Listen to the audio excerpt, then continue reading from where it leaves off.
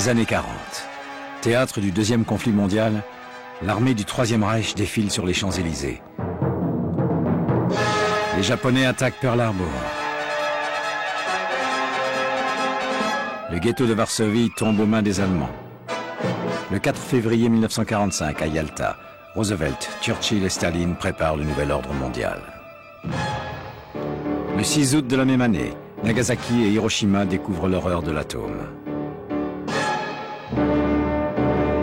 Les années 40 sont les années politiques qui préparent le monde à mieux vivre son XXe siècle. Drôle d'époque.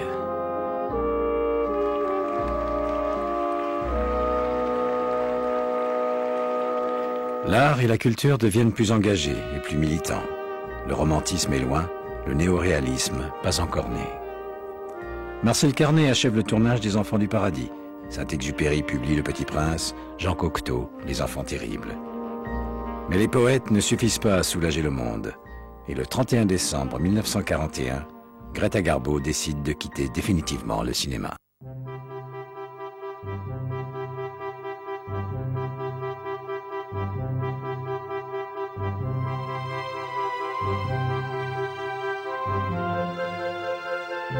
Le premier pensait que derrière le succès d'un homme se cache une femme étonnée par son mari.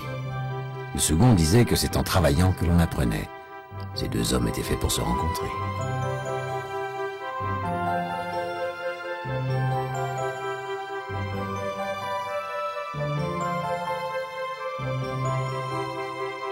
Un film symbolise à lui seul la rencontre de ces deux hommes. La vie est belle, véritable conte de fées moderne. À la veille de Noël, un homme au bord du gouffre réalise que sa vie ne vaut pas la peine d'être vécue. Il décide de se suicider. C'est alors que pour le sauver, le destin lui envoie un ange. Du fond de son désespoir, il va se transformer et réaliser que malgré tout, la vie vaut la peine d'être vécue. Yay! Hello, Bedford Falls! Merry Christmas! Merry Christmas, George! Le film montre une Amérique insouciante, un monde idyllique où il fait bon vivre. En 1943, Philippe Van Dorenstern écrit une nouvelle intitulée « Le plus beau présent ».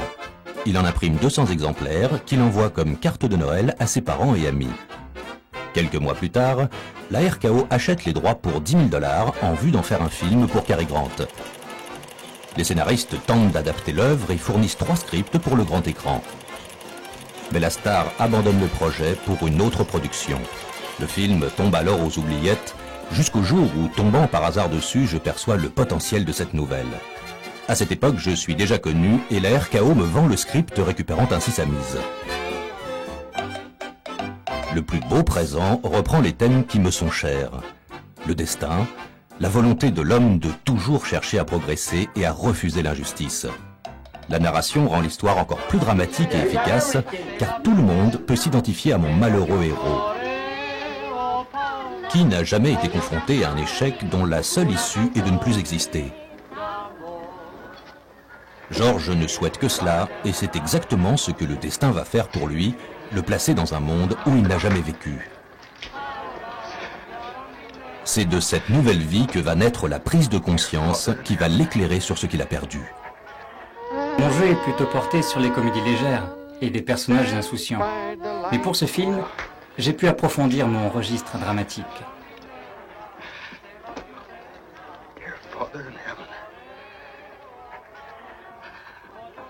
Frank décide de changer le titre original de la nouvelle pour La vie est belle, plus proche du message qu'il cherche à faire passer.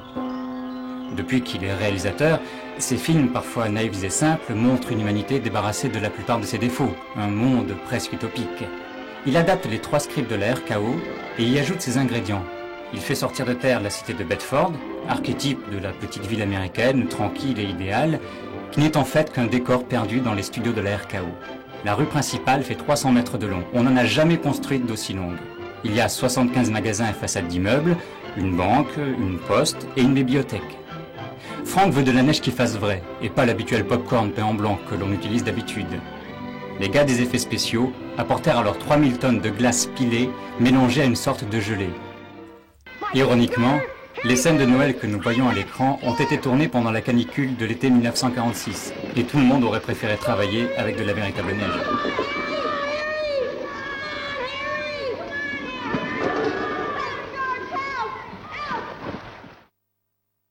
I think I will. I think I will. What'd you say? Huh? No, maybe I Capra aime l'imprévu. Et dans cette scène, mon oncle, qui a un peu abusé de whisky, doit rentrer chez lui. This is mine, the metal one. Oh, thank you, George. Oh boy, oh boy. Mais en coulisses et en plein tournage, un technicien lâche une série d'accessoires qui font un boucan du diable. Lorsque mon oncle quitte le champ, on a l'impression qu'il est tombé dans les poubelles. Frank offre $10 de prime au malheureux technicien. Mon sourire et tout ce qu'il y a de naturel et de surpris.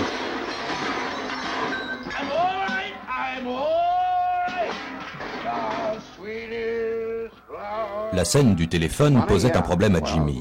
L'intimité le gênait et il repoussait sans cesse le tournage des plans du baiser avec Donna Reed. J'ai l'idée d'utiliser un téléphone muni d'un seul écouteur de manière à ce qu'il soit toujours collé à elle pour suivre la conversation. L'émotion prit le pas sur ses angoisses.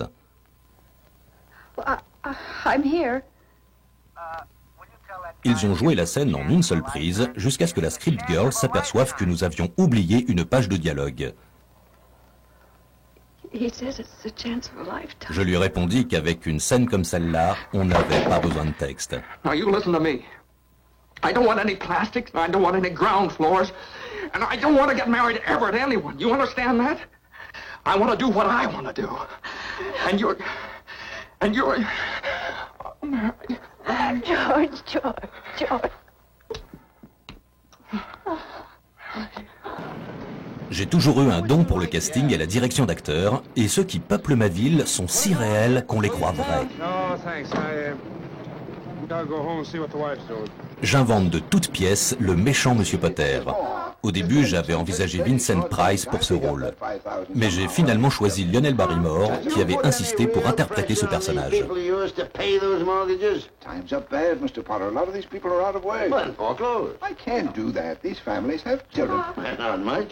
But there's somebody's children, Mr. Potter. Are you running a business or a charity war? Well, all not with my money. De même que pour l'oncle de George, j'avais pensé à W.C. Fields.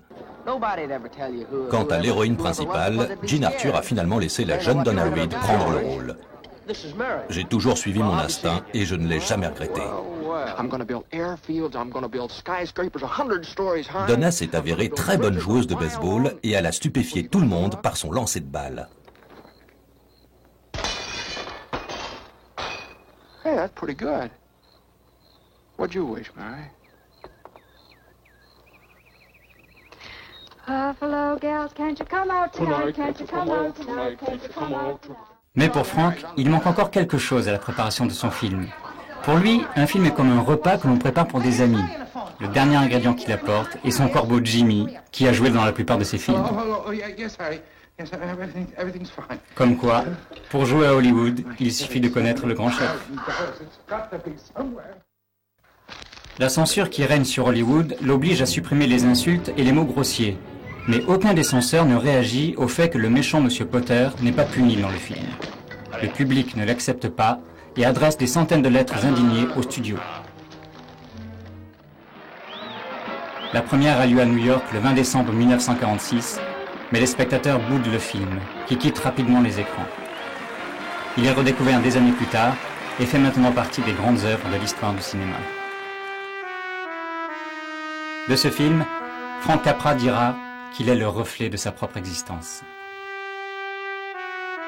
J'ai 5 ans lorsque mon père, paysan sicilien, reçoit un courrier de son frère parti 6 ans plus tôt.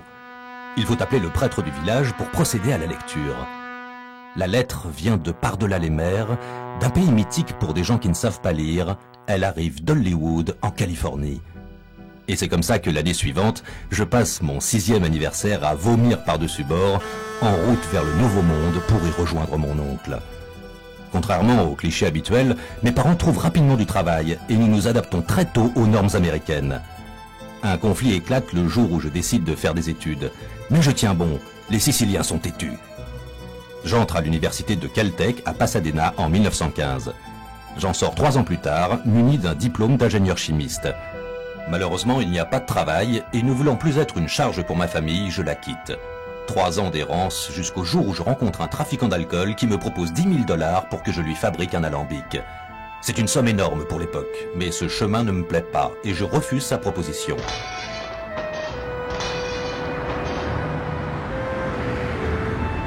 Désabusé et un peu déçu, je monte dans un tramway, règle mon ticket et jette les 12 cents qui me restent par la fenêtre. Les ponts sont définitivement coupés avec mon passé, l'avenir s'ouvre devant moi. Le contrôleur me tend alors un journal où je lis les productions Fireside construisent leur nouveau studio à l'angle de Wilshire et Downtown. Je lève les yeux et comme par hasard, si le hasard existe réellement, le tramway s'arrête à son terminus devant les studios de la Fireside. J'y vois un signe du destin. Moi, je n'ai jamais cru au destin. Je crois en l'homme et en sa capacité à contrôler sa vie. Regardez-moi par exemple. Je viens au monde le 20 mai 1908 dans l'Indiana.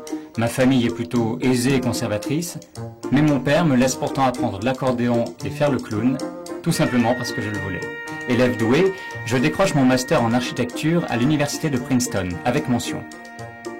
Je n'ai jamais su pourquoi les gens m'appréciaient spontanément. Je suis quelqu'un de naturel, plutôt gentil et aimable. Disons que je démarre la journée en souriant, le virus est contagieux, alors les autres font de même. J'ai 22 ans. 2 routes se dessinent devant moi. La première, reprendre la succession de mon père. La seconde, suivre mes amis qui sont partis faire les saltimbanques, comme dit ma mère. En y réfléchissant, ce n'était pas encore un choix, car sans conscience des implications, je m'efforçais simplement de reculer les décisions à prendre. Exit l'entreprise familiale et vive la vie d'artiste. Je pars rejoindre mon ami Henry Fonda à New York. Nous atterrissons quelques mois plus tard à Los Angeles. Je passe un screen test à la MGM, qui m'embauche, mais ne sait pas trop quel rôle me donner. Je ne corresponds à aucun stéréotype de l'époque. Ni jeune premier, ni méchant, même pas séducteur. Je suis loué à d'autres studios jusqu'au jour où Frank Capra me propose le rôle principal dans Monsieur Smith au Sénat. Pour la première fois, j'incarne l'homme moyen et fondamentalement bon qui combat l'injustice.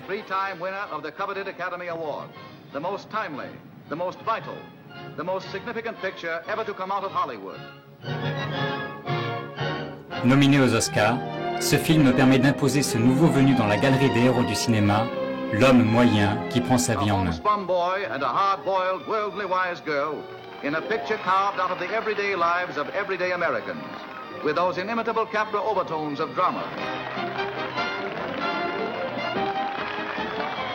La MGM me trouve enfin un emploi dans The Shop Around the Corner, puis dans Indiscrétion, aux côtés de Cary Grant et Katharine Hepburn.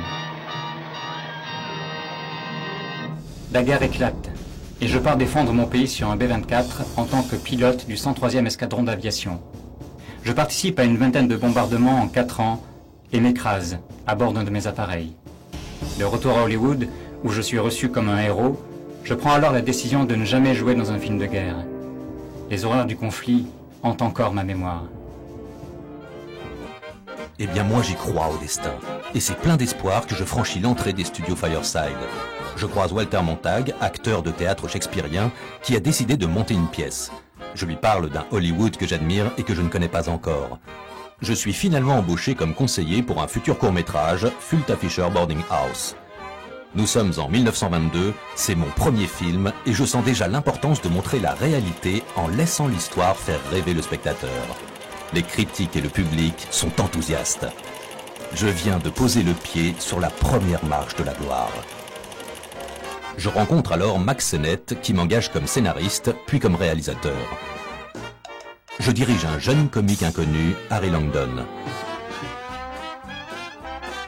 Notre court-métrage, Long Pants, rapporte d'énormes bénéfices et en 1928, Harry Cohn, le fondateur des studios Columbia, me propose de travailler pour lui.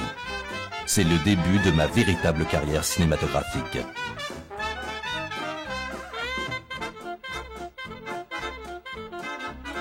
Si j'ai foi en l'humanité, je ne suis pas dupe de mes contemporains, mais je préfère montrer ce qui est positif chez l'homme.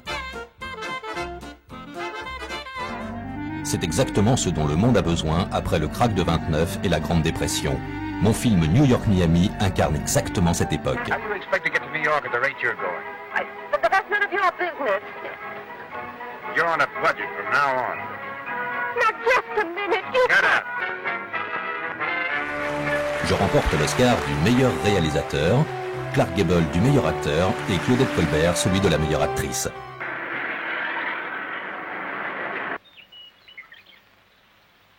Nobody knows anything but you.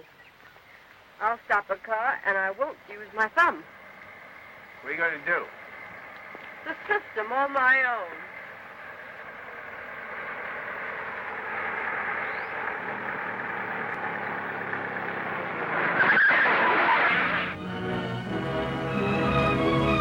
On the flying field at Moscow, China. 3 ans plus tard, c'est Horizon perdu qui laisse aussi son empreinte. L'histoire de ces 4 survivants dont l'avion s'est écrasé et qui trouvent refuge dans une lamasserie dans les montagnes du Tibet.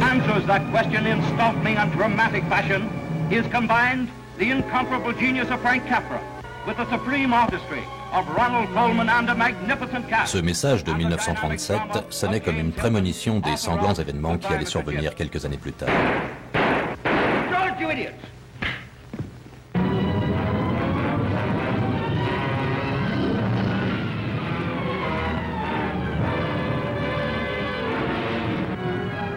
Je suis tout simplement un homme de mon temps, tout comme l'est Jimmy Stewart qui devient entre mes mains l'outil idéal pour peindre ma vision du monde. Frank a toujours su utiliser mon aptitude naturelle à jouer des zones simples qui s'intégraient parfaitement dans ses films naïfs et insouciants. Alfred Hitchcock, plus manipulateur et torturé, me pousse à me dépasser et à renouveler mon jeu. Les années 50 marquent un tournant dans ma vie. Le héros sincère et convaincu de mes débuts fait place à un homme plus mature, plus amer et cynique, plus dur avec lui-même et avec les autres. Le scénario de La Corde se prête parfaitement à ce jeu. 2 amis étranglent leurs camarades de classe pour sentir le grand frisson.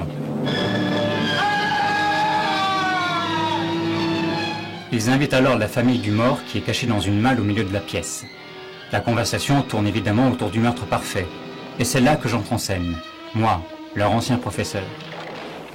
What happened to David Kentley changed my life completely, and the lives of 7 others. He's got it. He knows. He knows. All right, he knows. Easy, I'll take care of you. Won't. I'd just as soon kill you as kill Je découvre alors l'effrayante réalité.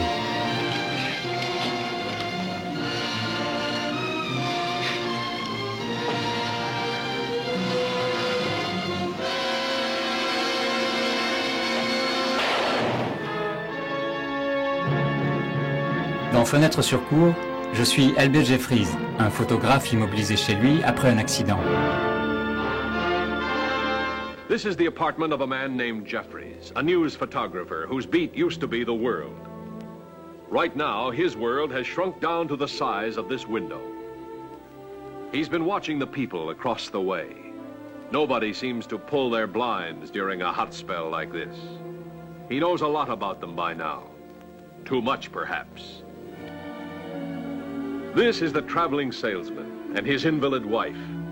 Out of their arguments and nagging comes a weird kind of love. And you won't be able to take your eyes off the glowing beauty of Grace Kelly, who shares the heart and curiosity. Grace Kelly joue ma femme et sort de sa réserve naturelle avec beaucoup d'humour. Je suis témoin d'un meurtre dans ce film qui fournit le prétexte à Hitchcock de placer le spectateur dans la position privilégiée du voyeur absolu.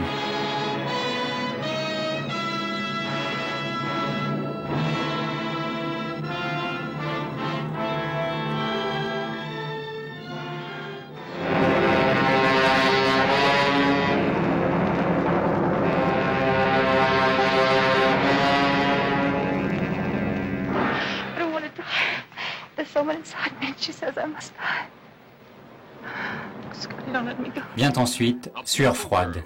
J'y interprète un policier en proie au vertige, une phobie irrationnelle et dangereuse.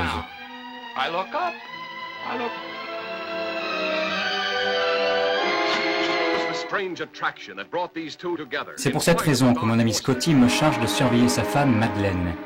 Fasciné par sa beauté, je suis incapable de l'empêcher de se suicider. Jusqu'au jour où je vois apparaître sa jumelle.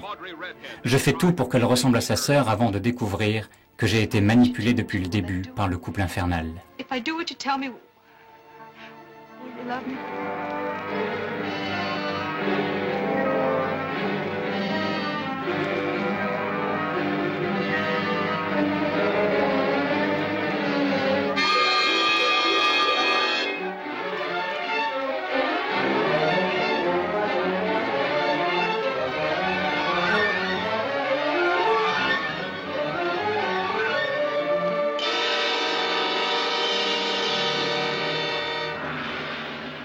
En déplacement à Boston, j'assiste à la représentation d'une pièce de Joseph Kesserling avec le grand Erich von Stroheim, Arsenic et Vieille Dentelle.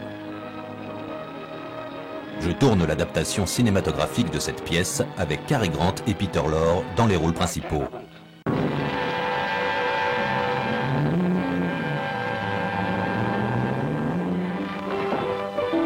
But there's a body in the window seat. Yes, dear. We know.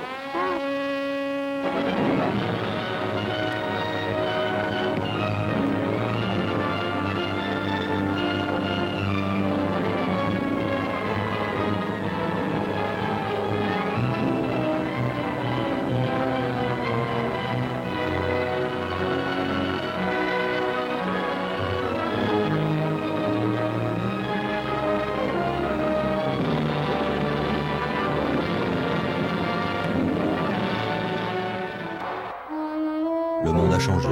Les hommes regardent vers les étoiles et préparent la conquête de l'espace. Les spectateurs boudent mes œuvres trop éloignées de leur réalité et se ruent pour voir les films d'horreur et de science-fiction. Le cinéma des années 50 n'est plus celui que j'avais connu. Je refuse de perdre ma liberté de création et décide de me retirer.